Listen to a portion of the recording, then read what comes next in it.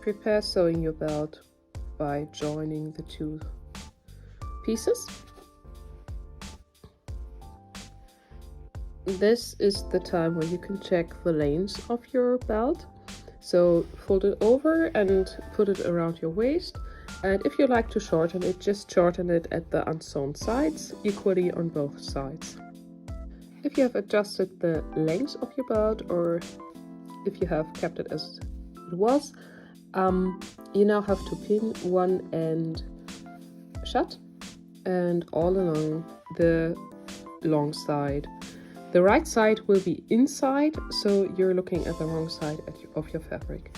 You will sew along the short edge and the long edge with a 1 centimeter seam allowance.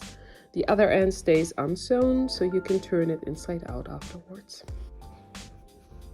Before you turn the belt inside out, clip corner so that it doesn't get too bulky.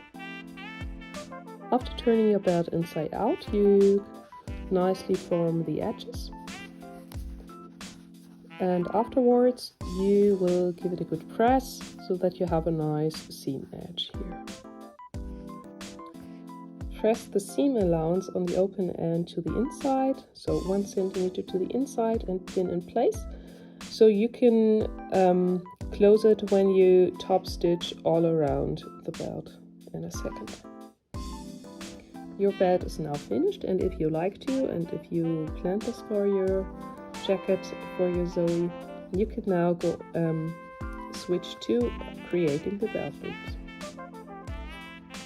Quickly put on your ZOE and put the belt also on in the way that you would like to wear it in the future. I always prefer to have a little bit more fabric above the belt to have more movement for the sleeves and the arms. And then you put a pin above your belt to mark where the top of your belt loop will be in the future. After taking off your ZOE, put one on the other side in the exact same spot so that you have the belt loops equally on both sides on the same height. For sewing the belt loops, you prepare them by finishing off the long sides of your pattern pieces and pressing the long sides to the middle, to the center of your belt loop. Afterwards, you will do a narrow stitch to finish it off and clip the ends that they look nicely.